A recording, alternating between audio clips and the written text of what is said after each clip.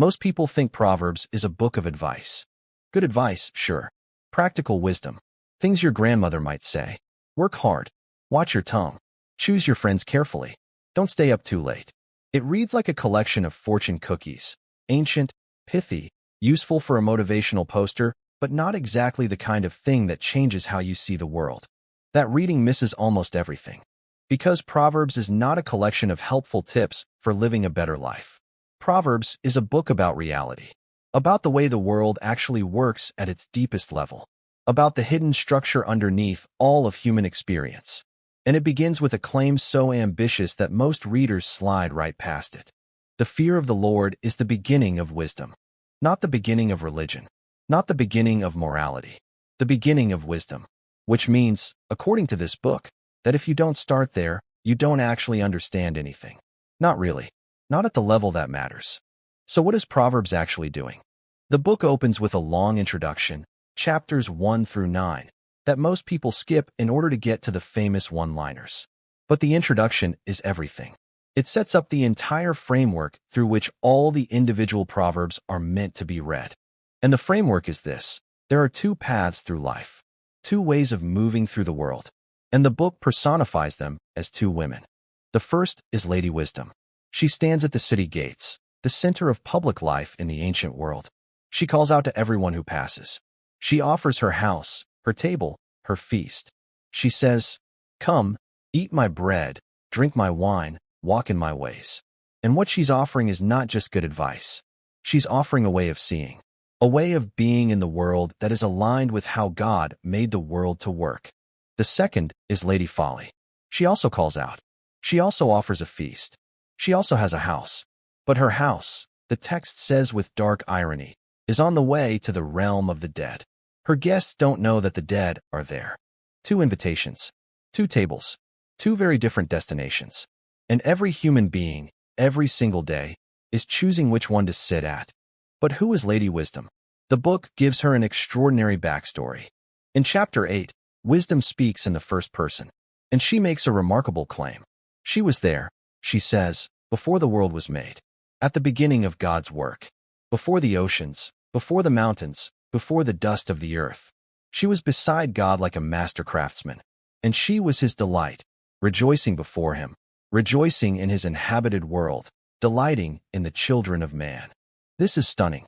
Wisdom is not just a human skill or a practical virtue. Wisdom is woven into the fabric of creation itself. When God made the world, he made it according to a pattern, a logic, a structure, an order. And that pattern is what Proverbs calls wisdom. Which means that when you act wisely, when you tell the truth, when you work with integrity, when you pursue justice, when you care for the poor, when you control your tongue, you are not just following rules.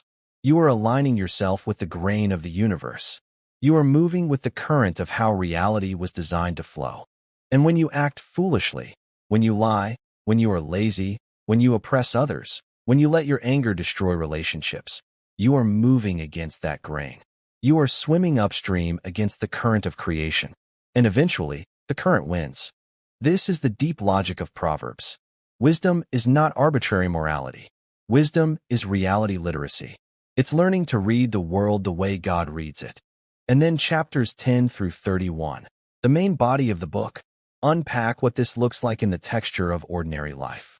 The Proverbs cover an extraordinary range of human experience: speech and silence, work and laziness, wealth and poverty, pride and humility, friendship and betrayal, family and marriage, anger and patience, justice and corruption, the king and the peasant, the merchant and the farmer. And the individual proverbs work differently than most people expect. They are not promises. They are not guarantees. They are observations, snapshots of how the world tends to work when wisdom is present and when it's absent. A gentle answer turns away wrath. Usually, not always. But this is how human relationships tend to work when you understand them rightly. Pride goes before destruction. Typically, not in every single case. But this is the pattern woven into the fabric of human experience. The proverb holds up a lens, and through that lens, you start to see the world more clearly. This is why the book resists turning individual proverbs into laws. Pull them out of context, apply them mechanically, and they break down. Job's friends made that mistake. They took wisdom principles and turned them into iron guarantees, and the result was catastrophic. The Proverbs are tools for seeing, not rules for applying. Several major themes run through the entire collection. The first is the tongue. Proverbs is obsessed with speech. There are more proverbs about words than about almost any other topic. The tongue has the power of life and death. Honest speech builds. Flattery destroys. Gossip tears apart communities. A word spoken at the right moment is like apples of gold in settings of silver. The wise person knows not just what to say, but when to say it, and when to say nothing. The second is wealth and poverty. And here Proverbs is relentlessly two-sided. On one hand, it acknowledges that wisdom tends to produce flourishing, that diligence, integrity, and good judgment generally lead to material stability. On the other hand, it is fierce about justice for the poor. Whoever oppresses the poor insults their maker. Better a little with righteousness than great income with injustice.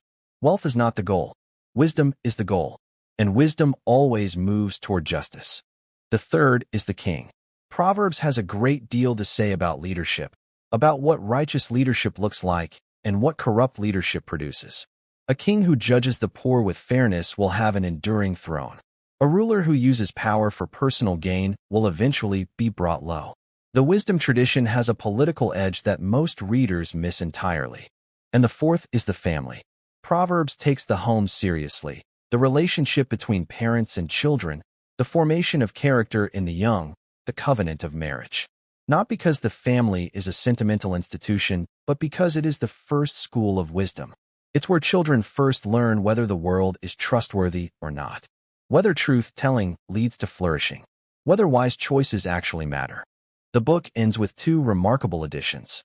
First, the words of Aga in chapter 30, who opens by saying he is the most ignorant of men and doesn't understand anything. It's a radical act of intellectual humility at the end of a book about wisdom, and it echoes the book's opening claim. The fear of the Lord is the beginning of wisdom. Wisdom begins by knowing how much you don't know.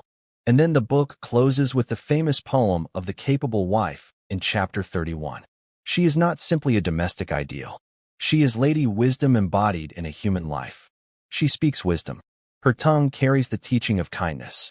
She works with her hands. She cares for the poor. She is not afraid of the future. She is, in every dimension of her life, the answer to the invitation that Lady Wisdom extended at the beginning of the book. She sat at wisdom's table, and her whole life shows it. This is what Proverbs is doing. It's not giving you a list of things to do. It's training your eyes. It's teaching you to see the moral grain of the universe, the pattern God wove into reality when He made the world through wisdom. And it's inviting you to align your life with that pattern, not because the rules demand it, but because this is what it looks like to live in a world God made. Two paths, two tables, two women calling from opposite sides of the street. Proverbs is the book that teaches you to tell them apart.